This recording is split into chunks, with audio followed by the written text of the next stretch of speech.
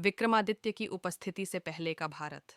भारत की स्थिति। राजा विक्रमादित्य से पहले का भारत एक ओर अत्यंत गौरवशाली था, तो दूसरी ओर कई चुनौतियों से भी जूझ रहा था।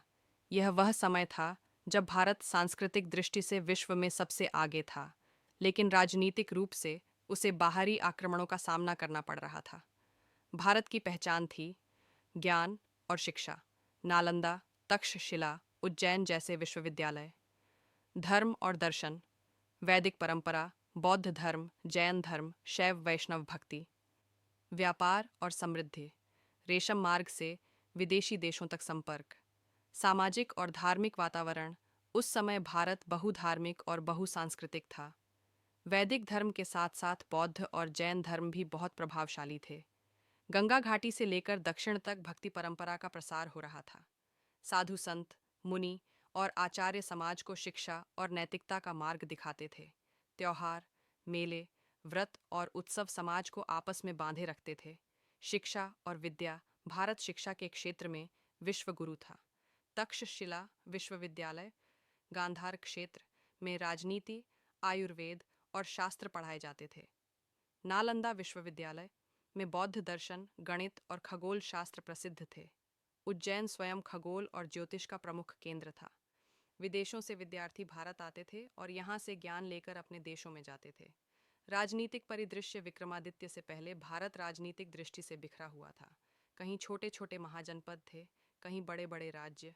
कई जगहों पर गणराज्य भी कार्यरत थे। इस बिखराव का परिणाम यह हुआ कि विदेशी शक्तियों को भारत में प्रवेश करना आसान हो गया। विदेशी आक्रमण और चुनौतियां भारत की समृद्ध विदेशी आक्रमणकारियों को आकर्षित करती थीं। यूनानी, सेल्यूसिड और इंडो ग्रीक पहले ही उत्तर पश्चिम भारत तक पहुंच चुके थे। शक, सिक्थ और हूण भी बार बार आक्रमण कर रहे थे। मध्य एशिया से आने वाले ये आक्रमणकारी भारत की सांस्कृतिक और राजनीतिक स्थिरता के लिए खतरा बन रहे थे। इन परिस्थितियों ने भारत को एक मजबूत नेतृत्व की आवश्यकता महसूस कराई। अर्थव्यवस्था और व्यापार। भारत आर्थिक रूप से बेहद समृद्ध था। यहाँ की काली मिट्टी में कपास खूब उगती थी। सोना, हीरे और रत्न भारत की शान थे। मसाले, कपड़ा और हाथीदांत विदेशों में बड़ी मात्रा में भेजे जाते थे। रोमन साम्राज्य तक भारत के व्यापारी पहुंच चुके थे। जनता का जीवन साधारण जनता का जीवन कृषि, शिल्प और व्यापार पर आधारित था। गांव आत्मनिर्भर थे। नगर व्यापार और विद्या के केंद्र थे। स्त्रियां सामाजिक और धार्मिक जीवन में सक्रिय भूमिका निभाती थीं।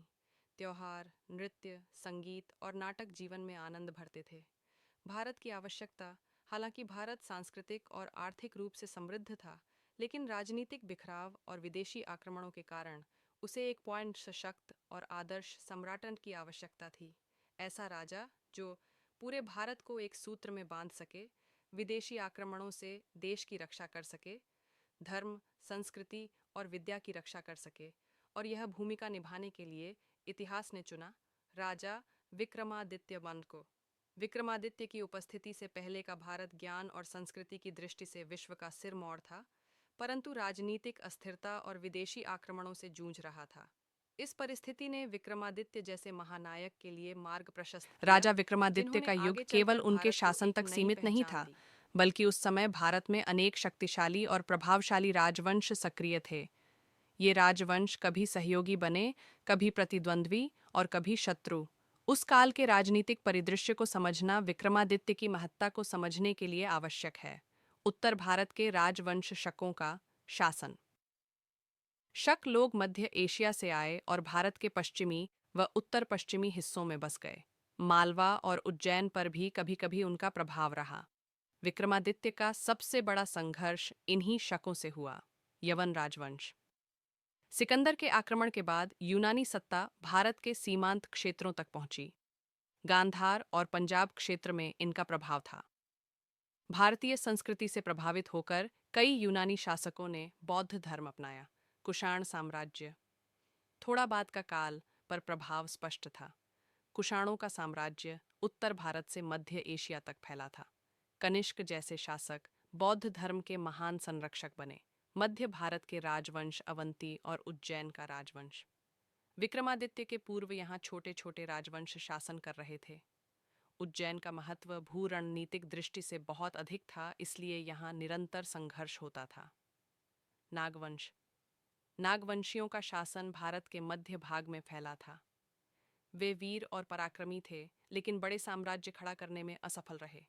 दक्षिण भारत के राजवंश सातवाहन वंश।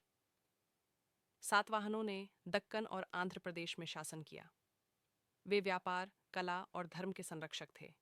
सातवाहनों ने उत्तर भारत के राजवंशों से भी मैत्रीपूर्ण संबंध बनाए। चोल, चेर और पांड्य। दक्षिण भारत में ये तीन वंश प्राचीनतम और सबसे प्रभावशाली थे। ये समुद्री व्यापार में अग्रणी थे और श्रीलंका, दक्षिण पूर्व एशिया तक संपर्क रखते थे। पूर्वी भारत के राजवंश मगध के शासक। मगध हमेशा से राजनीति और संस्कृति का केंद्र रहा। यहाँ से बौद्ध और जैन धर्म का प्रसार हुआ। कलिंग का साम्राज्य। कलिंग वर्तमान ओडिशा व्यापार और नौसेना शक्ति का प्रमुख केंद्र था। यह साम्राज्य समय समय पर उत्तर और दक्षिण भारत के राजवंशों से जुड़ा रहा। पश्चिम भारत के राजवंश सौराष्ट्र और काठियावाड़ के शासक। यह क्षेत्र समुद्री व्यापार का बड़ा केंद्र था।